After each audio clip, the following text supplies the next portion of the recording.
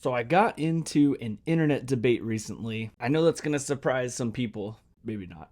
But I got into an internet debate recently, and it occurred to me that this fundamental concept people really struggle to understand. In fact, I've even had commenters tell me that they don't really understand how this works. Even though I had previously kind of explained it in another video, I realized that I haven't really explained this concept in a standalone video. We haven't gone over exactly what this looks like, what the numbers look like. I've just kind of vaguely touched over what I think is one of the most important concepts in financing, and that is leverage. Let's get into it. Hey everybody, my name's AJ, and this is the Wealthy Idiot Show. Please make sure to destroy the like button for the YouTube algorithm, subscribe to the channel, hit that bell, throw us a comment if you have any questions. We're going to talk about the concept of leveraging today. If you're new to this channel, what we're trying to do is teach the best financial practices that we can, that we've discovered over our investing career and things that we've researched. We're really passionate about this finance topic. We want to explain what things have worked for us specifically, so that you can understand what we're doing to be successful. We're not going to tell you to do anything that we haven't done ourselves. And lastly, we want to steer you clear away from get-rich-quick schemes, because at the end of the day, those are designed to take you away from your money and give you false hope. So this leveraging concept, the definition of leverage says, use borrowed capital for an investment, expecting the profits made to be greater than the interest payable. So basically, the concept is, can we borrow money and invest that money and expect the returns on our investment to be greater than the interest we're paying on that borrowed money? And if so, then we can make money off of money that we don't actually have. I know that sounds risky. Dave Ramsey probably just had a heart attack just by the mere fact that we're over here talking about it. And I understand that there are extreme risks to leveraging. Dave Ramsey himself lost a ton of money because what he did was he borrowed 100% of his money, went and bought houses with that money, made a bunch of money until the economy flipped and he had no way of recovering the money that he had borrowed, and he had to ultimately declare bankruptcy. So yeah, this definitely comes with some sort of risk. But the concept that I think people miss totally is that a lot of giant businesses, like major tech companies, and a lot of wealthy people leverage constantly. Us normal people kind of have to get a little creative with our leverage, as we don't have like a good reputation with the bank yet. So in our case, the best way to leverage is probably real estate. That's what we're teaching here. Take out a little bit of debt, get some real estate, make some money off of that real estate, make sure that you're secure by having an emergency fund, investing into other strategies like index funds to have like an ultimate emergency bucket in case you need to use that on these homes. And then in the long run, you come out looking pretty on the other side, a lot prettier than if you had just invested your money outright. So I want to cover what it looks like for wealthy people to leverage, why it is that they actually leverage. Because in a lot of terms, we think on this level of income, like anywhere from low to high in terms of, job income, we often think of what we're capable of spending as a part of that income. This is part of the debate that I had online, is that people are stuck in sort of this concept of your lifestyle reflects your income. And then at a certain point, why do you need that much money anymore? And they kind of miss the fact that when you hit a certain amount of wealth, it's no longer really about what you can do with that money in terms of taking care of yourself. It's now about how do you invest that money into other things that maybe can grow and have an impact. So that impact doesn't necessarily have to be good or bad. We're not going to get into the morals of the politics of those things, but let's say, for example, like Elon Musk. Elon Musk has enough money to do whatever he wants for the rest of his life. So why doesn't he quit working? Well, most of his money is invested. His needs and his wants for his lifestyle are pretty much taken care of. And so all he really cares about now is making cool stuff, and he's very interested in producing things. If you don't like Elon Musk, Jeff Bezos, kind of similar, doing similar stuff, just trying to get into doing things that people haven't done before, like private companies going to outer space. I use both of those examples because those are two different people who have used their money to go to outer space. So it's not really about how do we achieve our lifestyle with our income anymore. When you get to that level, now it's about producing more, creating more value, trying to figure out ways to do things that people haven't done before. When you're looking at money in that terms, you're thinking in terms of how to grow consistently. And if you're not really worried about your lifestyle, that is kind of an irrelevant point to that growth. In fact, we even kind of teach that here on a lower scale for people who have normal incomes. If you can invest like crazy and stop thinking about, like, I'm trying to buy this next big thing, those investments will continue to compound over time and continue to grow. And if you just focus on growing those instead of wasting money on things that you don't actually need, you will gain a significant amount of wealth without having to put a lot of effort into it. But one of the biggest reasons that people leverage is that you don't pay taxes on leverage. It is a legit form of tax avoidance that the wealthy regularly use that we know very little about here on the average person plane. But I want to kind of show you some numbers so you can get an idea of what I'm talking about, and I'll try to explain them as best I can. I know it's complicated. I encourage you to maybe watch this through a couple of times to get this understanding, but this leverage concept is something that can really propel your thinking in terms of your own finances, but also just generally your understanding of how things work on a grander scale. Okay, so I have here first our first and most basic example. We have a $100 million asset. Let's say, for example, let's say we're Richie Rich. The cartoon turned into a movie with Macaulay Culkin. Whew, that was tough. Let's say we're starting off with $100 million. We know that if we invest, most investments will have about a 10% return. And if we put that into this year chart down here and we grow our investment by 10% every year, you can see it slowly start to compound until at 30 years we would have $1.7 billion. Now, wouldn't that be nice? I'm sure most of us would appreciate that. If we scroll down a smidge, we could see that this graph here shows that exact same information that's in this chart here. And we could see that as time goes on, it starts to slope up with all of that compounding happening on that $100 million. So we know just by having $100 million that we can turn it into $1.7 billion fairly easily if we just leave it where it's at and we don't touch it. But let's say a deal comes along and we want to get in on this deal. Maybe it's some big thing and we know it might have a return of at least 10, but the upside is even higher than that. And we want to get in on this deal. So this deal is going to cost us $50 million to be a part of. Maybe it's some kind of up and coming company that we want to take part in. So we need to take $50 million out of this asset group and then turn around and spend it on the deal. The dilemma is, and I'm going to hop over to the next sheet here, and I'm going to show you what this looks like. We need to actually withdraw $72 million because we're going to pay a tax rate. And here I'm guesstimating it's 30%. It could be higher or lower depending on who is in office at the time. But in order to get that $50 million. So we need to take out quite a bit of money. That means that this is now no longer, it's closer to like $30 million that's growing at 10% instead of our original 100. And we're going to take this 50 grand, we're going to invest it. And ultimately, so over here, this is our original numbers, but over here, we're going to see that after about 30 years, we'll have about $1.3 billion. And that's a net difference of almost $400 million. So we lost a pretty good chunk of change because what happened? So this is our original bar over here. So showing on this graph down here, I'll zoom out a smidge. Showing on this graph down here, you can see the blue is the normal growth. That's the top, the regular basic value. The green is the value after we take out money and we have taxes.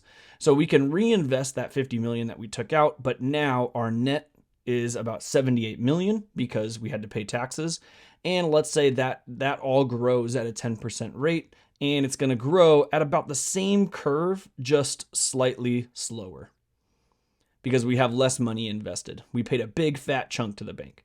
So this is the part we want to kind of try and avoid as wealthy people. We don't want to pay this big chunk to the bank. Sorry, I mean government. I mean taxes and pay the big chunk to government. We don't want to pay this big chunk to government. That's killing us here. So what can we do? So we need $50 million, and let's go to option number 3. And this time, instead of taking out $50 million and paying the taxes, let's go to the bank and get a loan from the bank. And that's our last group here. So what you're seeing here is we're going to get a loan for $50 million. Our loan rate is going to be at 5%. So I went a little bit high to kind of give you an example. Our annual payment will be $3.2 million. Right? So immediately, if you don't have any experience with this, you're already cringing. You're thinking, 3.2 million is a lot of money. we're going to have to pay out. But at the end of 30 years, we're going to end up with, like, our assets are going to end up at 2.6 billion. We're going to have paid $50 million in total interest on this loan at 5%. We almost paid double on the loan. And our net result will be 2.56, almost $2.6 billion, right? It's pretty close. The difference is we actually made $800 million more by borrowing money than we would have if we went with option number 1, which is just keep the money invested like normal. And then over here, I'm showing the calculations for how you come up with these principal payments. You can screenshot that and try to mess with this yourself, but I'll show you what the end results come down to down below here. So we have our basic value. So this is the same as our original chart. This is the one with the withdrawal. So this is if we paid taxes, where we would end up. And we have a slightly more complicated one due to loans. So we start with the value with the loan. So we have our original $100 million. We're not going to touch that. That's going to stay there and it's going to continue to grow. We now have a new $50 million because we took out a loan. That's the loan balance here.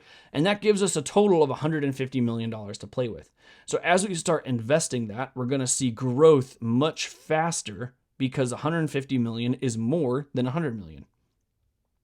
And then we really only care about the interest payments on the loan because the principal payments will just reduce the amount we owe back to the bank.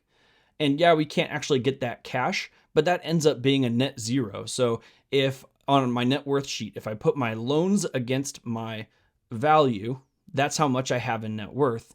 And so if I pay this off, I'm just moving cash to the loan and it ends up balancing out. So we really don't care about this amount of money. We only care about the interest paid. And so if we look down here, we can see that our net worth is still 100 million because we have $150 million worth of cash, but we have this loan of 50 million. So our net worth is still 100, but now it's 113 because we were able to invest that $150 million worth of cash. We got a bigger return on our money than we would have with just the 100. And then we only paid 2.5 million in interest, leaving us with $113 million. And if you come up here, you'll see 110. So we made $3 million in year 1 by taking out a loan, and we made significantly more. So this is like 15 plus 13, $28 million more by taking out a loan as opposed to withdrawing our money and paying taxes.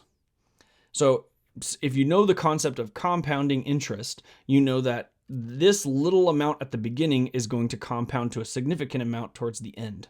All right, so let's come down to our graph. So the gray line down here is the line where if we would have taken our money out to get involved in this investment and we paid taxes, this is where we would be. This green line is if nothing different occurred. We just left our money where it was and we made some money. This blue line is if we took a 5% loan out and invested that 5% loan. We made a lot more money. And if you remember up here, we said it was $800 million more to get this blue line to get much higher. And this is just assuming that all of our returns are at 10%. So if you were to just take this 50 million and put it in a different index fund, or maybe you have a real estate deal that's returning 10% you wanted to get involved in, maybe it's a big real estate deal, this is what the money would actually look like. So I hope that wasn't too confusing. I understand that those are a lot of numbers and I'm showing you a lot of information, but the power of having that much cash compounding against a small loan is pretty significantly impactful over the long run. Now keep in mind, this is all over the long run. This will have dips, this will go up, and like right now we're experiencing a dip. That's okay. We're not considering what happens in the short term. You know, if in this case, if you really had $100 million that you were playing with and you were trying to figure stuff out, maybe $1 million worth of that would be in cash, and that would be what you're living off of. Maybe you have some of that money into things that are producing dividend payments, like dividend paying index funds. So you're taking that money and you're living off of that money. So pretend that we don't actually care about this money in terms of living off of. We're just trying to increase our net worth number over a long period of time. And we're taking a look at the math and we're realizing, look, if we want to take our money out of our investments and put it into something else, that's going to cost us a lot of money. The bank is going to take quite a bit of that. And in some cases, that might not be the case. Like if you were to invest in something and then immediately take it out at the same price or even less, that's considered a loss. But in this case, we're going to pretend that $100 million is like a business that we started on our own. And if we were to sell any of that, we would get a huge impact, a huge hit by the IRS to take taxes out from us. So it makes a lot more sense for us to go to the bank, take out a loan, and then invest that and pay the loan off over time. And even if we were to take a smidgen of that loan and live off of it, we still wouldn't have to pay taxes on it because you don't pay taxes on loaned money. So loaned money comes from the bank, it goes into your bank account, you never pay taxes on that. You've never paid taxes on it when you buy a house, you don't pay taxes on it when you buy a car. You pay taxes on the car itself, but not on the money when it hits your bank account. So this is all tax-free money that's coming in. We're going to turn around and invest that money. We might skim some off the top for ourselves, and then we make a huge amount of money over a long period of time as a result of this. So I know, major corporations can get away with this. Major rich people with like tens of millions and plus of money can get away with this. But for the average person, the easiest way to do this yourself is through real estate investing. So you buy a property, you take out a loan, you buy the property, you rent that property out, and you make sure that the income from the property is more than the mortgage payment that you have. And all the income that you get from that property is tax-free. And all the appreciation is tax-free as long as you don't sell the property. So you're going to be growing your net worth. You're going to be able to get income like actual cash tax-free. You can write off the interest payments on the property itself as a business expense, including most other things on the property, including depreciation. And there's no way the government can take money away from you because you're getting that money lent to you in order to spend on that property. So it's the easiest way for us to leverage. We can make quite a bit of money off of this process. I understand that it's scary, and we've kind of talked about safe ways to do that. So I just described the main reason for us to understand why leveraging is such a big deal. We can use it to our advantage. The other reason to understand why leveraging is such a big deal is that this is how the Federal Reserve slows down the amount of money that's in circulation. If they start raising interest rates to the point where rich people and corporations are starting to look at the loans they're taking out as being more risky, because what if the returns on their investment for that money isn't as high as they had hoped? Like right now, things aren't at 10% because of inflation and the markets have dropped. And also, interest rates are extremely high. So it makes all the wealthy and businesses a little more timid to go and borrow money to invest it into the economy. And that reduces the amount of cash that's flowing throughout the economy. So the more they inch up these interest rates, the more they can restrict the amount of cash flow and hopefully limit inflation as time goes on. So I hope you learned something here today. I know this is a complicated concept. If you have questions, throw it down below. Hopefully you took something away, and I'll see you guys next time.